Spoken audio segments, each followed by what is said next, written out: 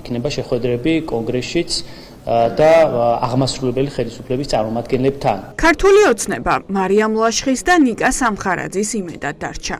თბილისში დარჩენილები ვაშინგტონში გამგზავრებულებს იმაზე დიდ პასუხისმგებლობას აკისრებენ, ვიდრე ერთ კონფერენციაში მონაწილეობა. ირკვევა, რომ ლაშხს და სამხარაძეს დიდი მისია დააკისრეს.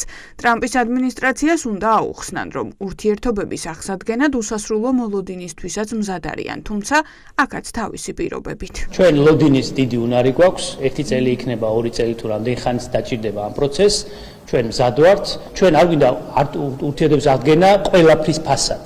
ხო, თორემ ბევრი იქნებოდა, რა თქმა უნდა, აქამდე ურთიერთობის გადატვირთვის შესაძლებლობა. მაინც რა არის ის ფასი, რაც 100-ია თუ ისე შეიძლება. ამერიკულმა მხარემ კარგად იცის რა არის ამის ფასი. რა ხდება რეალურად? როგორც სამთავრობო პროპაგანდა გვიყვება, ქართული ოცნების დეპუტატები ვაშინგტონში კონგრესმენმა ანა პაულინა ლუნამ მიიწვია. ინფორმაციის გასაჯაროვების შემდეგ გადავხედეთ ამ ამერიკელი კანონმდებლის ბიოგრაფიას.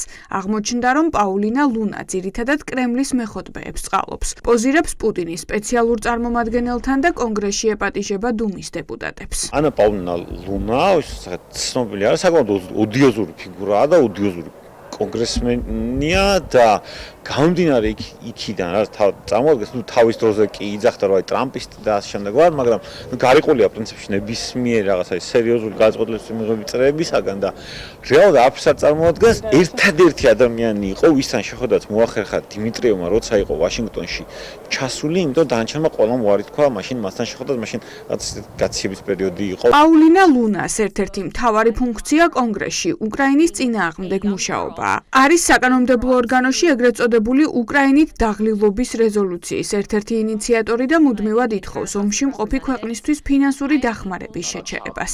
აქტიურად იბრძვის შეერთებული შტატების ნატოდან გამოსასვლელად. ეს არის ადამიანი, რომელსაც უკრაინაში ომის დაწყების მერეც არ შეუწყვეტია რუსეთის ოფიციოსთან ურთიერთობები, მათ შორის ამერიკის შეერთებულ შტატებში რუსეთის ელჩთან. და მე გასაგებია რომ ამ ტიპის ადამიანის მხრიდან მიწვევა ქართული ოცნების დეპუტატების, ეგ რასაც ნიშნავს, მე მგონი ცხადია და მეორე აქვე მნიშვნელოვანი, თუ ასეთი უმნიშვნელოა ამერიკის შეერთებული შტატები, რატომ არ უშვებენ, მცირე შანსსაც კი არ უშვებენ ხოლმე, რომ რამენად ვაშინგტონში მოხდნენ, გადაავლეთ მათი პროპაგანდისტული არხები, როგორ აშუქებენ ამ ამბავს, როგორც დიდ პოლიტიკურ გარღვევას, არა და სინამდვილეში ისინი არიან მიწვეული ძალიან მარგინალური ადამიანის მიერ მარგინალურ შეკრებაზე. იმ პლურალიზმის პირობებში, რომელიც თავის სამყაროში არსებობს, არის პოლიტიკოსები, ვინც თვლის, რომ ეს სივრცე აქაურობა რუსეთს უნდა დაუთმონ და რომ ამ შემთხვევაში შეერთებული შტატები საერთოდ ნატოშიც არ უნდა აქტიურობდეს და უნდა იზოლაციონისტური იყოს. და ივანიშვილის რეჟიმი ყველგან ეს თვალს პოულობს და ნებისმიერი ნორმალური ეროვნული მთავრობის და პოლიტიკური ძალის ამოცანაა, რომ ჩვენი ქვეყნის ეროვნული ინტერესები რაც არის, ის ილობიროს. ანუ შეიძლება ამ კონგრესმენსაც უნდა შეხვდე ყველას ნებისმიერს და უნგრეთის პრემიერსაც. ოღონდ იქ გზავნილი უნდა ქონდეს ის, რაც ჩვენ ქვეყანას ჭირდება. ქართული ოცნების დეპუტატები მონაწილეობას მიიღებენ კონფერენციაში სახელწოდებით სუვერენულ ერთა ალიანსი. ეს შეკრება პრორუსი კონგრესმენის პაულინა ლუნას ორგანიზებით შედგება. როგორც კონფერენციის ვებგვერდიდან ვიგებთ, დაესწრებიან სხვა კონგრესმენებიც და სხვადასხვა ქვეყნების ულტრამემარჯვენე პოლიტიკური პარტიის წარმომადგენლები.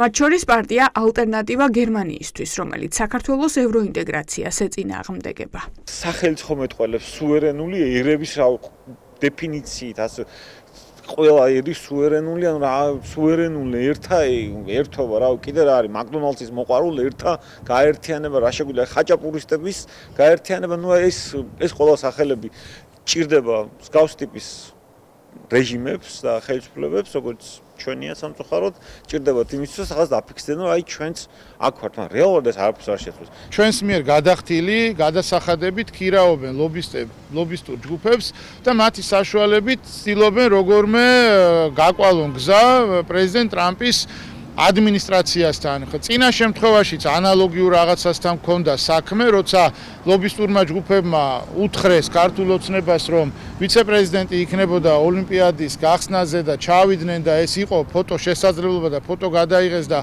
მერე გაყიდეს ეს როგორც შეხვედრა, არანაირ შეხვედრას ადგილი არ ქონია. რა რესურსი არსებობს შეერთებულ შტატებთან ურთიერთობების გადატვირთვის? ყოფილი დიპლომატები ამბობენ, რომ არსებული მმართველობის პირობებში შანსი ნულია. ძალიან ცალსახად არის ჩამოყალიბებული ამერიკის შეერთებული შტატების პოზიცია, რომელიც არის სახელმწიფო მდივნის მიერ გამოგზავნილი და ელოდებენ პასუხს და იმ კონკრეტულ ნაბიჯებს, რომელიც საშუალებას მისცემს ამერიკის შეერთებულ შტატებს აღადგინოს ან დაიწყოს ფიქრი რეალურად იმ სტრატეგიული ქარტით გათვალისწინებული კონკრეტული ღონისძიებების აღდგენასთან დაკავშირებით, რაც პირველ რიგში არის დაკავშირებული სწორედ საქართველოს დემოკრატიულ უკუსვასთან, რეპრესიებთან. სამ კვირაზე მეტი გავიდა მას შემდეგ, რაც ყაველაშვილს და ბოჭორიშვილს მილანში ჯეიდი ვენსმა გაუღიმა და მარკო რუბიომ ხელი ჩამოართვა. სახელმწიფო დეპარტამენტი კი ამ დრომდე დუმს. ვაშინგტონიდან ყაველაშვილისთვის ჯერ არც დონალდ ტრამპს გადმოურეკავს.